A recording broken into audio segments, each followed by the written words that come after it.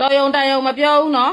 ကျမတို့မြန်မာနိုင်ငံသားတွေနဲ့ပြောမှဆိုပြည်တွင်းပြည်ပမှာရောက်နေတဲ့မြန်မာနိုင်ငံသားတွေနဲ့ပြောမှဆိုလို့ရှိရင်နော်ကိုပါကိုဖောင်ဒေးရှင်း6တာတွေဘာကောင်မကြီးဖြစ်ဖြစ်ပဟိတမင်းသမီးဖြစ်ဖြစ်ဘာဖာသမားကြီးဖြစ်ဖြစ်ကြားလားနော်နင်တို့ဒီချိန်မှာတရားဝင်ဖောင်ဒေးရှင်း66ဘာ66တရောင်းစားမရောက်နိုင်လက်ထက်မှာဘာတွေတရားဝင်တာတော့ဘာမှစောက်ခုမဆိုင်ဘူးနိမနဲ့ပဟိတလောက်တဲ့ဆိုရင်လုံမှန်မှန်ကန်ကန်လောက်လေသူများငွေမှားလွှဲတယ်ဆိုဟိုကပြောတယ်ဆိုရင်ချက်ချင်းပြန်လွှဲပေးလိုက်ဒါဘာပြောစရာရှိတော့အဲ့ဒီလိုမဟုတ်ဘဲနဲ့ဟိုတရားဆွဲမှာတွေဟိုတရားဝင်ဖွင့်ထားတာတရားဝင်ဖွင့်ထားတာဘာလို့မအောင်မင်းအောင်လိုင်းလက်ထက်မှာတရားဝင်တာဘာလို့မှာတော့ကျန်တဲ့လူတော့မသိဘူးငါတော့တလားမင်းအောင်လိုင်းလက်ထက်မှာငါတို့အဖွဲ့အစည်းကတရားဝင်တယ်လို့ပြောတယ်ဆိုရှင်ငါလေအမေပေးတဲ့လက်တော်ကြီးဘုံဆိုပုတ်ပြပါသိလားတရောင်းစားမတွေနော်ဇောင်းမကြွနဲ့မင်းအောင်လိုင်းလက်ထက်မှာတရားဝင်နေမတရားဝင်နေဇောင်းကြွမနေနဲ့မင်းအောင်လိုင်းလက်ထက်မှာတရားဝင်တာဘာမှစောက်ဖက်လို့မရဘူးမြန်မာပြည်မှာဘာမှစည်ရင်းမရှိဘူးရှင်းလားသူများငွေလေမှားတယ်ဆိုပြန်ပေးလိုက်ပေါ့ဒါဖြည့်ရှင်းနေတာပဲဟုတ်